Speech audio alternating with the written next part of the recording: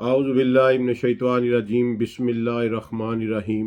रब्बी अदखिलनी मुदखल सिद्क़िन व अखरिजनी मुखरज सिद्क़िन वजल्ली मिन लदुनका सुल्तानन नसीरा। अल्लाहुम्मा सल्लि अला सय्यदिना मुहम्मद व अला आलिहि व सहाबिहि व ज़वाजिहि व बारिक व सल्लिम। अस्सलामु अलैकुम व रहमतुल्लाहि व बरकातहू। मेरे दोस्तों कि बहुत सारे दोस्तों ने ये कहा, कमेंट्स में भी मैसेज भी किए, मेल्स भी आई कि हालात हाजरा यानी करंट अफेयर के ऊपर कोई थोड़ा सा बोला जाए। मैं यूजुअली अभी तक इज्तनाब करता हूँ करंट अफेयर में पे बोलने की वजह से। उसकी प्राइम वजह मेरा प्रोफेशन है और मैं जब तक इसमें हूँ मैं एक बड़े लिमिटेड सा स्कोप रखता हूँ इस टॉपिक के ऊपर,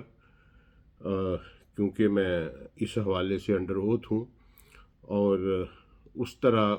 हालात हाजरा पर गुफ्तगू नहीं कर सकता जिस उतनी आज़ादी के साथ जितनी आज़ादी एक आम शख्स को इसमें हासिल होती है। तो लिहाजा मैं यूजुअली इज्तनाब करता हूँ करंट अफेयर्स पे डिस्कस करने से, लेकिन ऐसे अफेयर्स जो उम्मत मुसलमा से मुतल्का हों और रसूल अल्लाह सल्लल्लाहु अलैहि वसल्लम ने उसके बारे में कुछ बताया हो तो उन पर बात करने में कोई हर्ज नहीं है। मैं आज आपके सामने रसूल अल्लाह सल्लल्लाहु अलैहि वसल्लम की एक हदीस बयान फरमाऊंगा जो कि हुजूर सल्लल्लाहु अलैहि वसल्लम ने वर्ल्ड अफेयर या वर्ल्ड आर्डर के बारे में बयान फरमाई, आखिरुज़्ज़मा के बारे में बयान फरमाई। और फिर मैं आपको बताऊंगा कि अल्लाह ताला ने किस तरह हमारे ऊपर रहमत की हुई है, हमें एक ऐसे रसूल सल्लल्लाहु अलैहि वसल्लम से नवाजा हुआ है कि अगर हम उनका दामन थाम लें तो दुनिया में कोई ताकत हमारा रास्ता नहीं रोक सकती। और ये इंसानी तारीख़ और चश्मे फलक ये देख चुकी है कि जब तक मुसलमानों ने अपने हाथों में एक हाथ में अल्लाह की किताब रखी और दूसरे हाथ से सैयदी रसूल अल्लाह सल्लल्लाहु अलैहि वसल्लम का दामन थामे रखा तो दुनिया की कोई ताकत उन्हें ना रोक सकी। और फिर कुछ अपनी नाहलियों की वजह से, अपनों की गफलत की वजह से और कुछ अगयार की साजिशों की वजह से जब इस उम्मत के हाथों से एक हाथ से अल्लाह की किताब लेकर इंसानों की लिखी हुई किताबें थमा दी गईं और वो दूसरा हाथ जिससे वो दामने रसूल को सल्लल्लाहु अलैहि वसल्लम मजबूती से पकड़े हुए थे वो दामने रसूल से छुड़ाकर फ़िरका बंदियों में उलझा के हाथों में दे दिया गया, तो फिर दुनिया में हमारे ऊपर ज़िल्लत के दरवाज़े खुल गए और वो ऐसे खुले कि आज तक वो खुले ही चले जा रहे हैं। और डिस्पाइट ऑफ द फैक्ट, इस हकीकत के बावजूद कि आज हमारी आबादी 1.5 अरब से क्रॉस कर चुकी है, दुनिया के का सबसे प्रेशियस रिसोर्सेज जो हैं वो मुसलमानों के पास है। लेकिन बदकिस्मती की इंतहा है कि जहाँ कहीं भी इंसानी कत्लेआम होता है उसका विक्टिम बनने वाले सिर्फ नाम लेवाए मोहम्मद मुस्तफ़ा सल्लल्लाहु अलैहि वसल्लम होते हैं। वो जंग मशर के वस्ता में हो, वो जंग ईस्टर्न यूरोप में हो, वो जंग रशिया के किसी हिस्से चचीनिया में हो, गर्ज के दुनिया के जिस भी मुल्क में आग का बेदरेग इस्तेमाल किया जाता है उसके विक्टिम जो हैं वो मुसलमान ही बनते हैं। और जब से हमने होश संभाला है, मैंने तो जब से अपने शऊर की मंजिल पे कदम रखा है, मैं चूँकि करंट अफेयर का एक समझ लें कि बहुत पुराना रीडर हूँ, तो मैंने तो आज तक जहाँ कहीं भी जंग के शोले निकलते देखे لقمہ اجل صرف مسلمانوں کو بنتے دیکھا ہے، اس میں کس کا کیا قصور ہے اس پہ بعد میں بات کریں گے، لیکن آج جو کچھ ہو رہا ہے اور مشرق وسطیٰ جس کو مغربی ایشیا بھی کہا جاتا ہے، اور ہم اس کو جزیرۃ العرب اور فارس کی سرزمین اور شام و فارس کی سرزمین سمجھتے ہیں، یہ نہ صرف مسلمانوں کی بیسک عقائد کا مرکز ہے یہ سرزمین، بلکہ یہ آخر الزماں میں ایک بہت بڑا کردار ادا کرنے والا ہے یہ خطہ، اور سارے کا سارا آخر الزماں سمٹ آئے گا اس خطے کی طرف، اور پھر وہاں وہ کچھ ہوگا جس کا رسول اللہ صلی اللہ علیہ وآلہ وسلم نے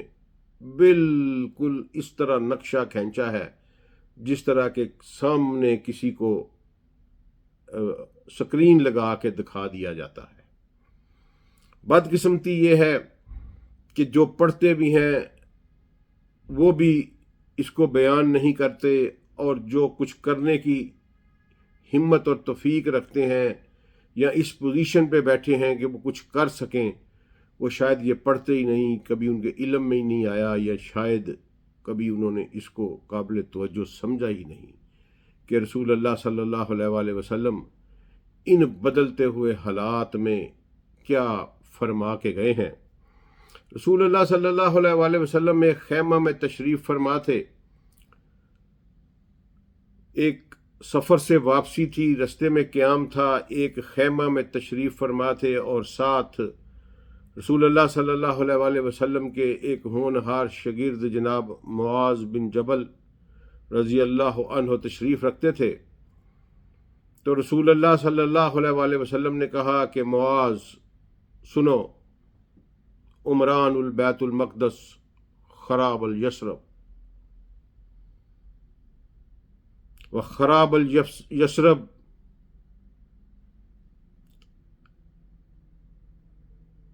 چلیں آج ہم صرف اسی ایک جملے کو کرتے ہیں۔ میں اس حدیث کا ایک ایک لفظ مختلف مراحل میں آپ کے سامنے بیان کروں گا، اور ایک ایک حدیث لفظ کے اوپر میں بتاؤں گا کہ کس طرح پورے واقعات ہیں، اور یہ کتنا جامع، کتنا مفصل اور کتنا بلیغ اور ثقیل کلام ہے رسول اللہ صلی اللہ علیہ وآلہ وسلم کا۔ مفہوم میں بیان کر دیتا ہوں کہ رسول اللہ صلی اللہ علیہ وسلم نے فرمایا کہ جب بیت المقدس میں عمران ہوگا، یثرب میں خرابی ہو جائے گی، یثرب خراب ہوگا تو ملحمہ کا آغاز ہوگا، ملحمہ کا آغاز ہوگا کے بعد قسطنطنیہ فتح ہوگا، اور قسطنطنیہ کی فتح کے بعد دجال نکل آئے گا، اور دجال کے نکلنے کے بعد عیسیٰ علیہ الصلوۃ والسلام نزول ہوں گے۔ اب ذرا ہم پہلے رسول اللہ صلی اللہ علیہ وآلہ وسلم کی زبان مبارک سے ادا کیے ہوئے پہلے لفظ پر غور کرتے ہیں کہ عمران البیت المقدس۔ عمران ایک ہوتا ہے عمران، لکھا دونوں عین میم رے الف نون جاتا ہے، لیکن عمران نام ہے، اور عمران جو ہے وہ اس کے 3 میننگ جو ہے وہ عربی زبان میں ہیں، جن کو اگر انگلش میں یا اردو میں ٹرانسلیٹ کیا جائے تو ایک کا مطلب ہے پاپولسنس یعنی آباد کاری، دوسرا ہے پراسپیرٹی یعنی خوشحالی، اور تیسرا ہے بلڈنگ یا کنسٹرکشن یعنی تعمیر۔ تو آئیے رسول اللہ صلی اللہ علیہ وآلہ وسلم کی اس حدیث کو رسول اللہ صلی اللہ علیہ وسلم کی زبان مبارک سے ادا کیے ہوئے اس لفظ کی گہرائی کو دیکھتے ہیں، اور آج اس گہرائی کے مطالب کو ہم مشرق وسطیٰ میں رکھ کے پلیس کرتے ہیں۔ تو آپ کو پتہ چلتا ہے، میں نے آپ کو ایک دفعہ کہا تھا کہ اللہ تعالیٰ نے ایک بل بورڈ لگایا ہے کہ آخر الزماں کا سٹارٹ کہاں سے ہونا ہے۔ ویسے تو آخر الزماں رسول اللہ صلی اللہ علیہ وسلم نے فرمایا کہ میری آمد کے ساتھ ہی آخر الزماں سٹارٹ ہو گیا، لیکن پرٹیکولر بالکل وہ آخری اب آغاز کا رسول اللہ نے بل بورڈ لگایا، اختتام کا کوئی پتہ نہیں کہ یہ آخر الزماں 500 سال کا ہے، 700 سال کا ہے، 1000 سال کا ہے، 5000 سال کا ہے، یہ صرف میرا اللہ جانتا ہے۔ لیکن آخر الزماں کا آغاز جو ہے وہ ڈسکوری آف فیروز باڈی ہے، فرعون کی نعش کی دریافت ہے، کیونکہ جب قرآن پاک نازل ہوا اس میں اللہ نے کہا کہ ہم تمہارے بدن کو سنبھال لیں گے اور پھر اسے ایک نشانی بنا دیں گے بعد میں آنے والوں کے لیے، آخر میں آنے والوں کے لیے۔ جب یہ آیات مبارکہ رسول اللہ صلی اللہ علیہ وآلہ وسلم پر اتر رہی تھیں، کسی کے وہم و گمان میں بھی نہیں تھا، ایون کہ مصر کے رہنے والے لوگ بھی نہیں جانتے تھے کہ وہ فیرو جس کی جو کہ جناب موسیٰ علیہ السلام کے مد مقابل میں آیا تھا اور جس نے ربوبیت کا دعویٰ کیا تھا اور جو سمندر میں گر کر مرا تھا، اس کی نعش، اس کا جسم کہاں پڑا ہوا ہے۔ لیکن پھر 1881 میں، ٹھیک ہے جی، اس کی جو نعش ہے وہ دریافت ہوتی ہے، اس کی باڈی ڈسکور ہوتی ہے۔ اب اس کو اگر آپ یہ تصور کر رہے ہیں کہ یہ آخر الزماں کا آغاز ہے، تو اب آئے اس رسول اللہ صلی اللہ علیہ وسلم کے ان الفاظ کی طرف۔ بیت المقدس رسول اللہ صلی اللہ علیہ وآلہ وسلم کے زمانے میں خود سیدی رسول اللہ صلی اللہ علیہ وآلہ وسلم اس سرزمین کو کہتے تھے جو کہ جہاں پر جناب سلیمان علیہ السلام نے ایک مسجد تعمیر کی تھی، جس کو مسجد اقصیٰ کا نام دیا گیا قرآن پاک میں۔ یہودی اس کو ٹیمپل کہیں یا ہیکل کہیں، ہمارے لیے وہ مسجد تھی، ان کا فرما روانی کا ایک آفس تھا، آپ اس کو محل بھی ساتھ کہہ سکتے ہیں، ساتھ مسجد تھی، لیکن وہ مقدس سرزمین ساری کی ساری جو کہ اس کے احاطے میں واقع ہے اور جہاں سے میرے رسول صلی اللہ علیہ وآلہ وسلم پھر معراج پہ تشریف لے گئے تھے، یہ سارے کا سارا بیت المقدس کہلاتا ہے۔ آج کل اس کو ایسٹرن جیروسلم بھی کہتے ہیں۔ رسول اللہ صلی اللہ علیہ وآلہ وسلم نے جب یہ فرمایا کہ عمران البیت المقدس، تو سب سے پہلا میننگ اس کا بنتا ہے پاپولیسنس آف بیت المقدس، بیت المقدس میں آباد کاری۔ تو جس وقت یہ آیات نازل ہو رہی تھیں، ان آیات کے نزول سے کئی صدیاں پہلے، تقریباً 500 سال پہلے، یہودیوں کو اس سرزمین سے نکال دیا گیا تھا۔ اس وقت تو بڑی دور کی بات، اس وقت تو کوئی کسی کے وہم و گمان میں بھی نہیں تھا، کوئی سوچ بھی نہیں سکتا تھا کہ یہودی کبھی یروشلم میں آ سکتے ہیں۔ پھر جب سیدنا عمر ابن الخطاب نے اس کو فتح کیا اور اس کی چابیاں اس شرط پر مسلمانوں کے حوالے کی گئیں، عیسائی راہبین پادریوں فادرز کی طرف سے، کہ مسلمان اس وعدے پر قائم رہیں گے کہ وہ یہودیوں کو اس میں آباد کاری کی اجازت نہیں دیں گے۔ اس پہ سائن ہوئے اور عمر ابن الخطاب نے اس کی ضمانت دی۔ اور دوستو، آج سے صرف آج سے صرف تقریباً 150 سال پہلے، 140-45 سال پہلے بھی کوئی سوچ بھی نہیں سکتا تھا کہ یہودی جو ہیں وہ یہاں آباد کاری کر سکتے ہیں۔ تو میرے مصطفیٰ کریم نے آج سے 1400 سال پہلے فرمایا تھا کہ یہ آباد کاری ہوگی۔ تو جو ہی آخر الزمان کا آغاز ہوتا ہے، اسی دہائی میں 1880 سے 1890 کی دہائی میں جہاں فیرو کی باڈی ڈسکور ہوتی ہے، آخر الزمان کا آغاز ہوتا ہے، اور ساتھ ہی یہودیوں کی پہلی آباد کاری شروع ہو جاتی ہے، اور تمام مسلمان سلاطین جو تھے وہ عمر ابن الخطاب کے کیے ہوئے اس وعدے پر قائم رہے۔ لیکن پھر 1882 میں پہلا ایلیا جو ہے وہ رونما ہوا۔ یہودی اس کو ایلیا ALIYHA ایلیا کہتے ہیں۔ ان کی زبان میں اس کا مطلب ہے کہ دنیا کے کسی بھی خطے سے واپس اپنے ارض مقدس کو پلٹ آنے کو نام کو ایلیا کہا جاتا ہے۔ جب ٹائٹس رومی نے ان کو یہاں سے نکال دیا تو پھر یہ دنیا میں بکھر گئے، اور پہلا ایلیا ان کا 1882 میں ہوا، اور راسٹشیلڈ نے اس کو فائنانس کیا، اور رشیا کے علاقے سے یہودیوں کو ایگریکلچر کے نام کے اوپر، زراعت کے نام کے اوپر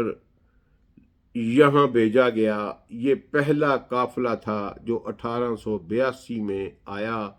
70 عیسوی کے نکلے ہوئے۔ 1882 سے میرے رسول کے فرمائے ہوئے بات عمران، یعنی اس کا اگر آپ عمران کو 3 فیزز میں تقسیم کر لیں، پاپولیسنس، پراسپیرٹی اینڈ بلڈنگ، تو پراسپیرٹی بعد میں آئے گی، پہلے پاپولیسنس کا آغاز ہوا۔ راسٹشیلڈ خود نہیں آیا، اس نے ان لوگوں کو فائنانس کرنا شروع کیا اور پیسہ دینا شروع کیا۔ اس کے بعد 1904 میں راسٹشیلڈ آیا، اور اس نے پھر وہاں آ کے کچھ 8-10 بندے اور اس کے ساتھ تھے، اور ایک ٹیلا تھا، ایک ٹبا تھا ریت کا، جس کو تل ابیب کہتے تھے۔ تل ابیب کا مطلب ہوتا ہے کہ ریت کا ایسا ٹیلا جس کے ارد گرد یا نیچے پانی کی کوئی نشانات ہوں۔ ریت کے اس ٹیلے کے اوپر، جس کو تل ابیب کہتے تھے، اس کے اوپر کھڑے ہو کر اس نے جو سمندر کے گونگے سے ہوتے ہیں، اس نے اس سے قرآن اندازی کی اور ریت کے اوپر نشان لگائے، اور پھر سیکنڈ ایلیا ہوا، پھر تھرڈ ایلیا ہوا، اور پھر بالفور ڈیکلیریشن کے بعد یہودی جوک در جوک دنیا کے ہر خطے سے وہاں تشریف لانے لگے۔ اب آپ اندازہ لگائیں کہ وہ لوگ جو یورپ میں، جو امریکہ میں، جو ایشیا کے ترقی یافتہ ملکوں اور شہروں میں بڑے بڑے بزنسز کے حامل تھے، وہ سب کچھ چھوڑ چھاڑ کر اس صحرا میں کیوں آ رہے تھے دوستو؟ وہ کوئی پیسہ کمانے نہیں آ رہے تھے، وہ آپ کی زمین پر قبضہ کرنے آ رہے تھے، اور وہ آپ سے لڑنے آ رہے تھے۔ یہ پاپولیسنس کہ آج سے صرف 140-45 سال پہلے جب کوئی سوچ بھی نہیں سکتا تھا کہ یہاں یہودیوں کی آباد کاری ہوگی، اور صرف 100 سالوں میں، یعنی 110 سالوں میں، 1916 میں جب بالفور ڈیکلیریشن سائن ہوتا ہے، اور آج 2026، یہ صرف 110 سال بنتے ہیں، جو کہ ایجز آف سیولائزیشن میں جن کی کوئی اہمیت نہیں ہے، بڑا چھوٹا سا ٹائم سپین ہوتا ہے ایجز آف سیولائزیشن میں 110 سال کا،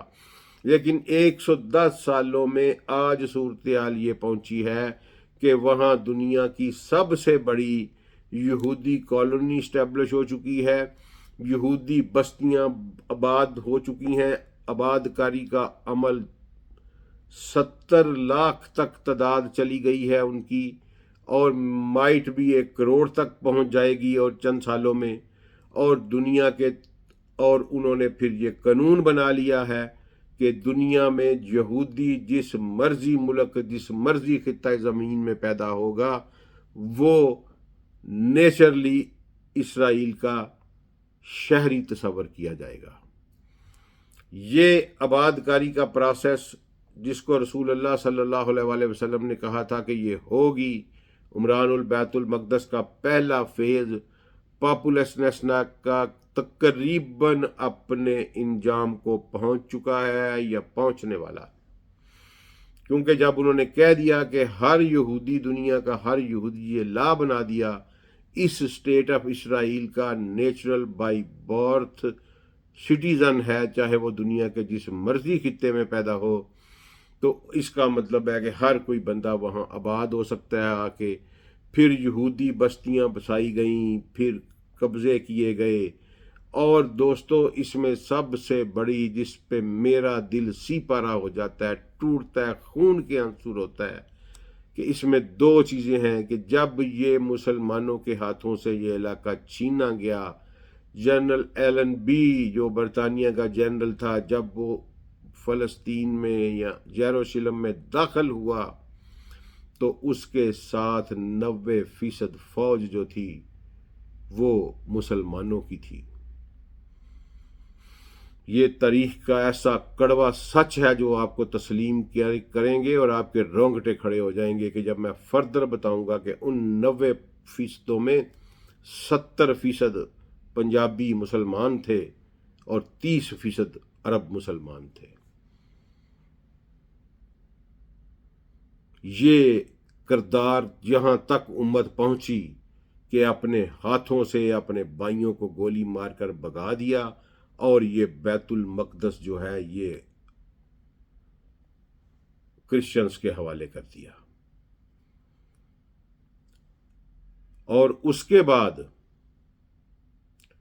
ایک اور واقعے پہ دل خون کے آنسو روتا ہے کہ یہ جو میں نے بتایا 1882 سے 1916 تک کا دور ہے، یہ انہوں نے خود اپنے گھر بیچے، خود اپنی زمینیں بیچی یہودیوں کو۔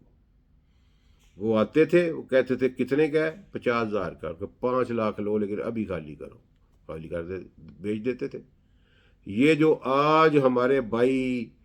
لڑ رہے ہیں، کٹ رہے ہیں، مر رہے ہیں بیچارے، ان کے آباء و اجداد نے ان کے ساتھ ظلم کیا کہ انہوں نے خود اپنی زمینیں ان کو بیچی یہودیوں کو۔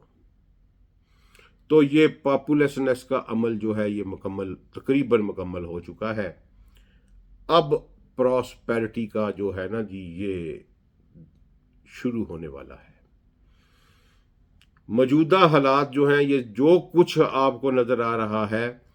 یہ پراسپیرٹی کی، اسرائیل کی پراسپیرٹی کے لیے یہ سارا کچھ ہو رہا ہے۔ یہ مشرق وسطی اور وینزویلا میں آپ کے سامنے جو کچھ ہوا ہے،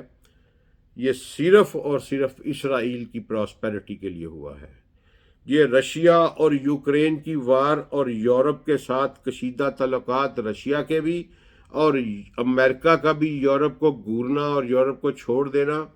یہ بھی صرف اسرائیل کی پراسپیرٹی کے لیے ہو رہا ہے۔ میں آپ کو سمجھاتا ہوں کہ یہ کس طرح۔ پہلے یہ سمجھیے کہ یہودیوں کا یہ عقیدہ ہے کہ جب تک ہم 3rd ٹیمپل تعمیر نہیں کرتے ہمارا مسیح دنیا میں نہیں آئے گا۔ اور کرسچنز کا ایک فرقہ ہے ایونجلس کرسچن۔ ایونجلس کرسچن جو ہیں، ڈونلڈ ٹرمپ اس وقت جو امریکن پریزیڈنٹ ہے، یہ ڈائی ہارڈ سٹانچ انتہائی فنڈامنٹلسٹ ایونجلس کرسچن ہے۔ اور ایونجلس کرسچنز جو ہے ان کا یہ عقیدہ ہے، ایمانی عقیدہ ہے کہ جب تک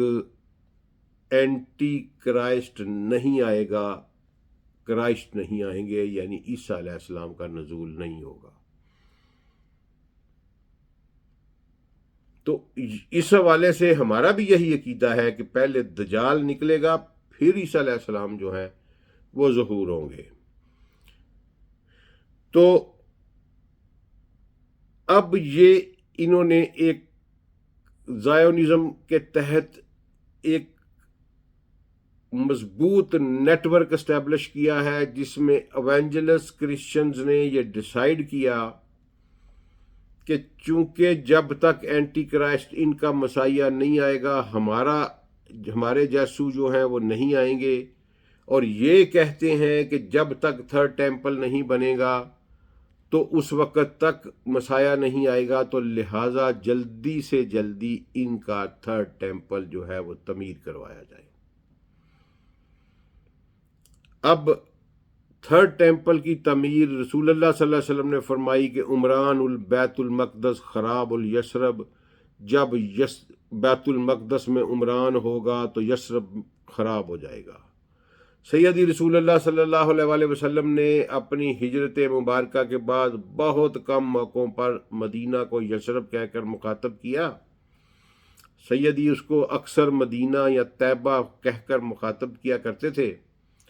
لیکن یہاں خاص کر کے یثرب کہا کہ آنے والے نسلوں میں کوئی بندہ اس ایمبیگوٹی کا شکار نہ ہو جائے، جس طرح کے دوسری احادیث میں مثلا ملحمہ کی حدیثوں میں جب ہم ان ڈیٹیل جاتے ہیں تو وہاں ایک لفظ لکھا ہوا ہے کہ ایک بہت بڑی آرمی جب آئے گی، ٹھیک ہے جی، رومنز کی، تو مدینہ سے ایک لشکر نکلے گا، اس پہ پھر مسلمان کمنٹیٹر جو ہیں وہ کوئی کہتا ہے یہ مدینہ النبی سے آئے گا، کوئی کہتا ہے مدینہ سے مراد ہے کہ قریبی شہر دمشق سے نکلے گا۔ رسول اللہ صلی اللہ علیہ وآلہ وسلم کی علم کی معراج دیکھیے اور پرفیکشن دیکھیے کہ رسول اللہ کو پتہ تھا کہ اینڈ پہ جا کے یہ کہیں ایمبیگوٹی کریٹ نہ ہو جائے، لہذا واضح طور پر یثرب کا لفظ استعمال کیا۔ جناب رسول اللہ نے اس حدیث میں صلی اللہ علیہ وآلہ وسلم اور یہ کہا کہ یثرب خراب ہوگا۔ اب پاپولسنس میں نے اس کے 3 حصے ہیں عمران کے، پاپولس مکمل ہو گئی۔ پراسپیرٹی جو ہے، پچھلی دفعہ جب ڈونلڈ ٹرمپ آیا تو اس نے یروشلم کو اسرائیل کا کیپٹل تسلیم کیا۔ اس سے پہلے کبھی بھی اسرائیل کا کیپٹل یروشلم تسلیم نہیں کیا گیا، لیکن اس نے سب سے پہلے امریکن ایمبیسی وہاں شفٹ کی اور اسرائیل کا کیپٹل اس کو تسلیم کیا۔ یہ جو پراسپیرٹی کا یہ آغاز ہوا ہے، اس وقت دنیا میں سب سے مہنگی کماڈٹی یا وہ کماڈٹی جس سے فوری طور پر دولت حاصل کی جا سکتی ہے وہ تیل ہے، اور آپ کو پتہ ہے کہ یہ قدرتی وسائل سے مالا مال خطہ جزیرۃ العرب، جس کے نیچے تیل کی نہریں بہہ رہی ہیں، اس کے اوپر ایک ایسی سکیم انہوں نے لانچ کی ہے جس کے ذریعے سے یہ دنیا کے تیل سے اتنی تیزی سے منافع کمانے جا رہے ہیں کہ آپ کے اوسان خطا ہو جائیں گے۔ دنیا میں اس خطے کے بعد جو سب سے بڑا ذخیرہ تھا، بلکہ کہتے ہیں اس خطے سے بھی بڑا ذخیرہ جو تھا وہ وینزویلا میں تھا، جہاں 3 ٹریلین بیرل کا جو ہے نا جی ذخیرہ ہے تیل کا۔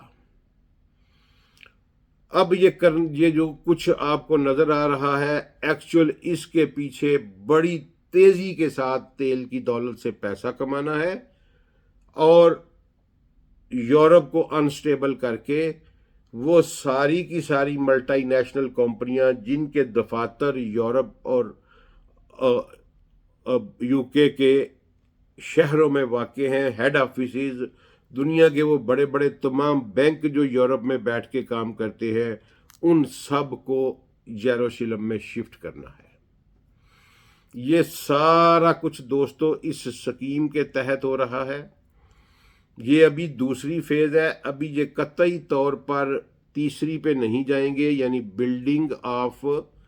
Betul मक़दस, construction of Betul मक़दस, third temple की तमीर की तरफ ये उस वक़्त तक नहीं जाएंगे जब तक प्रॉस्पेरिटी का अमल मुकम्मल नहीं हो जाता। और ये प्रॉस्पेरिटी के अमल के लिए ये ज़रूरी है कि ये तेल की तजारत जो खलीज फ़ारस और इससे रेड सी से हो रही है, इसको डिस्टर्ब कर दिया जाए। जब ये इसको डिस्टर्ब करेंगे, यहाँ से तेल की सप्लाईज बंद हो जाएंगी, तेल की प्राइस ला महला इंक्रीज़ होएगी। और जब इंक्रीज़ होनी थी तो इन्होंने अल्टरनेट सप्लाई दुनिया के सबसे बड़े ज़ख़ीरे पर वेनेज़ुएला पे पहले कब्ज़ा किया। ये वेनेज़ुएला के सदर को जो इन्होंने उठा के लेके आए, ये देखें, इससे बड़ा बैन सबूत और क्या हो सकता है कि दुनिया में झूठ है ये सारा कुछ, सिविलाइजेशन और पीस और अमान और मोहब्बत की बातें, कि एक मुल्क उठाया और दूसरे मुल्क के सदर और उसकी बेगम को उसके घर से उठा के ले गया है। कोई कानून, कोई अक़वाम मुत्तहिदा, दुनिया की कोई शय उसको ना रोक सकी है ना रोक सकेगी। अब इन्होंने ये क्यों किया? इसलिए किया कि तेल की प्राइसेस बढ़ाना चाहते थे। पहले ये मोहम्मद बिन सुलेमान के ऊपर प्रेशर डालते रहे कि जो ड्रिलिंग है, तुम अपनी ड्रिलिंग उसको कम करो, और उसको कम करने से ये होगा कि प्राइस जो है वो बढ़ेगी। वो नहीं माना। फिर उसके बाद इन्होंने वेनेज़ुएला पे कब्ज़ा किया। वेनेज़ुएला पे कब्ज़ा करने के बाद फिर इन्होंने ईरान के ऊपर इंस्टिगेट किया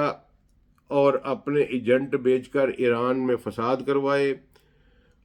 जब ईरान की गवर्नमेंट ने उनको काबू में कर लिया, इसके बावजूद इन्होंने अपने बहरी बेड़ों डाल के ईरान को घेरे में डाल लिया है। दोस्तों, ये हर सूरत में, मैं आपको ये एक विजन दे रहा हूँ कि हर सूरत में ये यहाँ से तेल की सप्लाई को जो है ना जी, ये डिसरप्ट करना चाहते हैं। देखें, तेल की सप्लाई के दो दरवाजे हैं, एक आबनाए हुरमज़ है, स्ट्रेट ऑफ हुरमज़, और एक है बाबुल मंदब। ठीक है जी, एक रेड सी के मुंह के ऊपर वाक़े है और एक जो है वो खलीज फ़ारस के मुंह के ऊपर, पर्शियन गल्फ़ के मुंह के ऊपर वाक़े है। दोनों तंग रास्ते हैं, ये दोनों रास्ते चोक करना चाहते हैं। वहाँ इन्होंने यमन का और साथ दूसरे किनारे के ऊपर सोमालीलैंड का शोशा छोड़ा, और सबसे पहले उसको तस्लीम किया है सोमालीलैंड को इजराइल ने। दुनिया के किसी मुल्क ने सोमालीलैंड को तस्लीम नहीं किया, अक़वाम मुत्तहिदा ने उसको तस्लीम नहीं किया, लेकिन इसराइल ने सबसे पहले सोमालीलैंड को तस्लीम किया। अब ये सोमालीलैंड के ऊपर भी अड्डा बना रहे हैं और उस बाबुल मंदब को चोक करेंगे। फिर ये ईरान के ऊपर अटैक करेंगे और एक आधा कश्ती या एक आधा जहाज़ खुद ही तबाह करेंगे और ईरान पे डाल देंगे, हमले का जवाब बनाएंगे। और वहाँ यानी ये जो आबनाए हुरमज़ है, जिसको हम स्ट्रेट ऑफ हुरमज़ कहते हैं, खलीज फ़ारस या पर्शियन गल्फ़ के मुंह के ऊपर है, जो इसमें थोड़ी सी भी बदअमनी हो गई तो यहाँ से जहाज़ गुजरना बंद हो जाएंगे। वो रेड सी वाला रास्ता भी वो बंद कर देंगे और ये खलीज फ़ारस, पर्शियन गल्फ़ वाला, अरेबियन सी वाला रास्ता भी ये बंद कर देंगे। और दुनिया में जो बास्केट ऑफ द ऑयल है उसकी सप्लाई डिसरप्ट हो जाएगी। जो ही उसकी सप्लाई डिसरप्ट होगी, तेल की कीमतें डबल नहीं, ट्रिपल, फोर्थ, पता नहीं कितने गुना एकदम से शूट कर जाएंगी। जब कीमत शूट कर जाएगी तो ये फिर वेनेज़ुएला का तेल, अमेरिका ने उनके साथ एग्रीमेंट कर लिया है कि वेनेज़ुएला का तेल जितना भी है वो अमेरिका के ज़रिए बिकेगा, और वो पेमेंट उसमें उन्होंने कतर को भी इन्वॉल्व रखा है ताकि इनके मुंह भी बंद रहें, ये भी ना बोलें, और कतर के ज़रिए से कतर के अकाउंट में वो सारी दौलत जाएगी اور یہ قطر کا اور ان کا ایگریمنٹ ہوا ہے باقاعدہ، قطر کے اکاؤنٹ میں وہ سارے پیسے جائیں گے اور اس پیسوں میں پھر اپنا بجٹ پریزنٹ کیا کرے گا۔ وینزویلا کی جو ٹیمپریری گورنمنٹ ہے وہ اپنے بجٹ کے مطابق ان سے پیسے مانگے گی اور یہ پیسے ان کو دیں گے۔ تیل وینزویلا کا بیچے گا امریکہ، ریٹ امریکہ نکالے گا اور وینزویلا کو اس کی ضرورت کے مطابق پیسے دیے جائیں گے، اور بلکہ پیسے نہیں دیے جائیں گے، اس پہ یہ پابندی ہوگی کہ اس نے ان پیسوں سے جو چیزیں خریدنی ہیں سب سے پہلے وہ امریکہ سے خریدے گا۔ اگر وہ چیز امریکہ کے پاس اویلیبل نہ ہوئی تو پھر وہ دنیا کے کسی اور خطے سے خرید سکتا ہے، meaning medicine, hospital equipment, baby toys, food items like wise جو کچھ ہوگا سب سے پہلے وہ امریکہ سے خریدے گا۔ امریکہ انہی کے پیسوں کو انہی کے سر میں مارے گا، انہوں نے جوتیاں انہوں نے سر چ مارے گا، 2-3 گنا اس کی بھی پرائس لگائے گا۔ ادھر وہ سارے کا سارا سسٹم جو ہے وہ ڈسٹرب کر دے گا، وہ ڈسٹرب کر کے آئل کی پرائسز کو بڑھائے گا، اور پھر آئل جو ہے دنیا میں صرف وہیں سے مل رہا ہوگا سپلائی، یہاں سے ساری سپلائی جو ہے وہ بند ہو جائے گی۔ وہ منہ مانگے دام لے کر یہ یہودی کمپنیاں، جتنی بھی بڑی بڑی اس وقت آئل کی کمپنیاں ہیں وہ ساری کی ساری یہودیوں کی ہیں، وہ خرید چکے ہیں اس کو، یا تھیں انہی کی یا وہ خرید چکے ہیں، جو کہ وینزویلا کا تیل بیچیں گی۔ آپ ان کی لسٹ پڑھ لیں، یہ ٹوٹل 100% یہودیوں کی ہیں۔ وہ وینزویلا کا تیل بیچ کے $1 والا تیل $10 میں بیچ کے یہ ساری کی ساری دولت اسرائیل میں لے کے جائیں گے۔ اس کے بعد یہ یورپ کے ساتھ یہ جان بوجھ کے ٹرمپ پنگا کر رہا ہے، وہ حالات کو اس لیول پہ لے کے جانا چاہتا ہے کہ اتنے کشیدہ ہو جائیں یورپ اور امریکہ کے حالات کہ جب روس یورپ کو پھینٹی لگائے تو امریکہ کے پاس ایک واضح اور قطعی جواز ہو کہ بھائی ہمارے ساتھ تم نے بڑی بری کی ہے، ہمارے تعلقات خراب ہو چکے ہیں، لہذا ہم اس جنگ میں نہیں آتے۔ کیپ ان مائنڈ یورپ کی بربادی، یورپ کی تباہی یورپ کے دھانے پہ کھڑی ہے، یورپ کو ڈیلیبریٹلی تباہ کیا جائے گا، رشیا سے اس کی پھینٹی لگوائی جائے گی اور اچھی خاصی پھینٹی لگوائی جائے گی۔ سارے کا سارا کیپٹل فلائٹ جو ہے وہ اسرائیل میں شفٹ ہو جائے گا۔ یہ آئندہ آنے والے مہینوں میں اور اپ ٹو دا اکتوبر نومبر 27 میں آپ یہ سارا کچھ ہوتا دیکھ لیں گے کہ یہ ایران پہ حملہ بھی یہ ناگزیر ہے، انہوں نے کرنا ہی کرنا ہے، صبح کریں، 15 دن بعد کریں، مہینے 1.5 مہینے بعد کریں، انہوں نے ایران پہ اٹیک کرنا ہی کرنا ہے۔ انہوں نے صومالی لینڈ اور جو یہ حوثیوں کے مقابلے پہ انہوں نے جو اس پہ جنوبی اور شمالی یمن کا جو رولا ہے اس میں یہ جو کر رہے ہیں، یہاں انہوں نے باب المندب کو بند کروانا ہے، ادھر سے انہوں نے آبلۂ ہرمز کو بند کروانا ہے۔ یہ دیکھیے یہ ضرور ہوگا، اور میری یہ سجیشن ہے اپنے سننے والوں کے لیے کہ جتنی جلدی ممکن ہو سکے اپنا سسٹم اور اپنا سلسلہ یورپ سے وائنڈ اپ کر لیں۔ یورپ پر بہت سخت دن آنے والے ہیں، یہ حالات حاضرہ تھا۔ یہ رسول اللہ صلی اللہ علیہ وآلہ وسلم کو میں کہ ایک لفظ کے میں نے ابھی صرف 2 میننگ کھولے ہیں کہ پاپولیشنس کا مکمل ہو چکا ہے۔ ریکارڈ آپ کے پاس موجود ہے، انٹرنیٹ سے آپ سرچ کر لیں کہ یہودیوں کی آباد کاری یہاں کب شروع ہوئی، اور پچھلے 140 45 50 سالوں میں اب یہودی جو ہیں، یعنی کسی زمانے میں یہ تھا کہ 10% یہودی اور 90% عرب، اور آج 3% عرب اور 97% یہودی۔ ڈیموگرافی ٹوٹل چینج ہو چکی ہے اس ایریا کی، اس سرزمین کی، اور پاپولیشنس کا مکمل ہو چکا ہے۔ پراسپیرٹی کا چلنے شروع ہو چکا ہے۔ پراسپیرٹی جو ہے یہ اب اس کا آغاز ہوا چاہتا ہے، اور یہ اسرائیل میں نہ صرف کہ اربوں خربوں ڈالر تیل کے نجائز کمائے ہوئے پہنچ جائیں گے، بلکہ تمام دنیا کے بڑے بڑے بینک بھی اس یروشلم میں اپنے کیپٹلز کو لے جائیں گے، اور تمام دنیا کی ملٹی نیشنل کمپنیاں بھی اپنے ہیڈ آفیسز جو ہیں وہ اسرائیل میں لے جائیں گی. تو اس کے بعد پھر تیسرا فیز یہ بلڈنگ